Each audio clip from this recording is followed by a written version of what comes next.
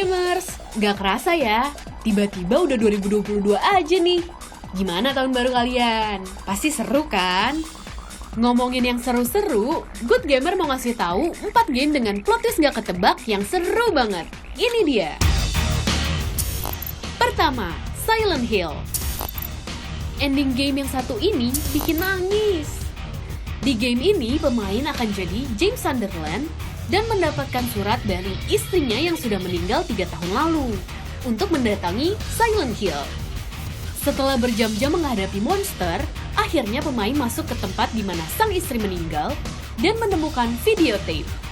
Yang mengejutkan, ternyata sang istri tidak cuma sakit berat. Ia meninggal karena dibunuh James sendiri. Ih, kok gitu ya? Kedua, Heavy Rain. Kalau game kedua ini berkisah tentang anak dari Ethan Mars bernama Shaun yang diculik oleh Origami Killer. Untuk menemukan anaknya, Ethan dibantu oleh Scott Shelby, seorang detektif swasta yang handal. Scott membantu mencari bukti serta petunjuk untuk mencari tahu siapa itu Origami Killer. Namun di akhir cerita, terungkap bahwa Scott sendirilah si Origami Killer itu. Seluruh bukti dan petunjuk ia lenyapkan agar bisa lari dari kejahatan yang ia lakukan. Ketiga, Braid. Game ini adalah puzzle yang memainkan mekanik time control, di mana pemain dapat mengendalikan waktu. Pemain harus memutar balik atau melambatkan waktu untuk dapat menyelesaikan puzzle-nya. Di level akhir, pemain harus mengejar Tuan Putri yang awalnya terlihat melarikan diri dari pria dengan armor baja, hingga akhirnya berhenti di depan kaca rumahnya. Game berakhir begitu saja. Namun, jika pemain menekan tombol rewind, kita akan tahu kalau Tuan Putri sebenarnya lari dari kamu. Dan pria dengan armor baja adalah penyelamatnya. Keempat, Metroid. Game Metroid ini merupakan game klasik Nintendo, di mana pemain akan berperan sebagai Samus Aran, seorang pemburu bayaran yang sedang berjuang mengamankan parasite Metroid di planet Zebes. Di game ini, karakter Samus digambarkan gagah dengan memakai baju armor besar dengan helm serta senjata berat di tangannya. Siapa sangka, ternyata di akhir game, saat Samus membuka helmnya, terlihat bahwa Samus adalah sosok perempuan, bukan laki-laki. Di mana kita banyak menduga bahwa dengan segala perlengkapannya, jagoan ini adalah laki-laki. Ini kan plot twist. Kok malah dikasih tahu ya? Makanya, diam-diam aja ya.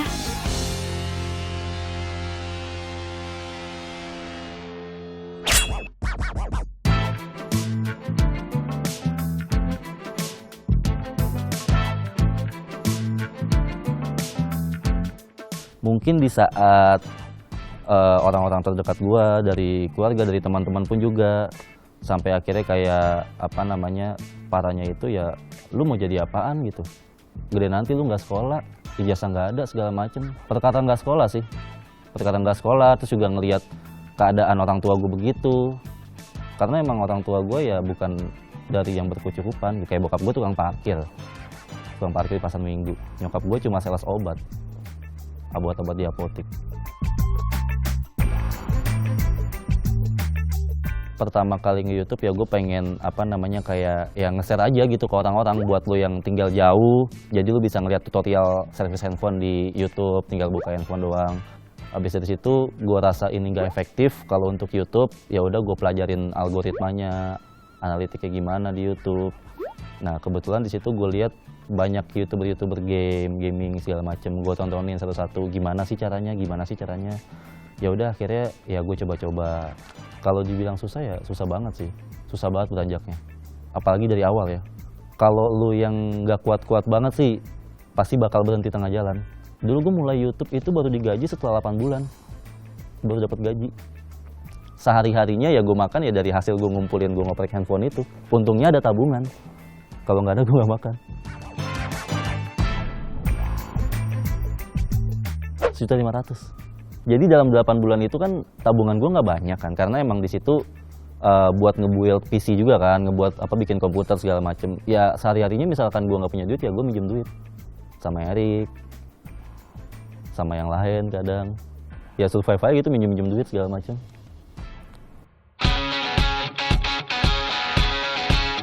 Yang bikin gue yakin ya Erik itu sih, karena pas di saat gue baru tinggal di apartemen dia, di situ kan posisinya gue masih 50.000 subscriber dan belum dapat gajian segala macem.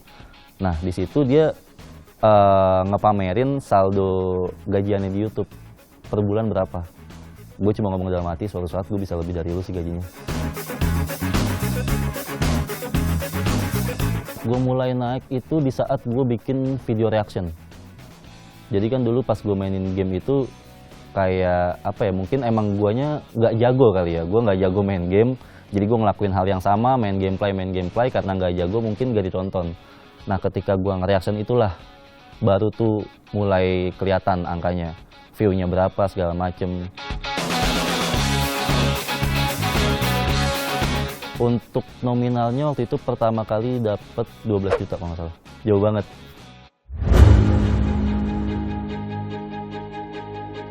Di saat gue di apart itu, 8 bulan kan baru gajian dari YouTube, dan sampai akhirnya gue jatuh sakit.